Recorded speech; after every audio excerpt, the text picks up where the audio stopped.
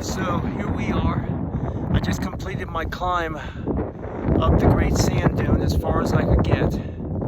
And pretty happy. I got fairly close to the top, and then my knee and my hip started really bothering me because of the knee. But we had a great time here, and it's just a beautiful place.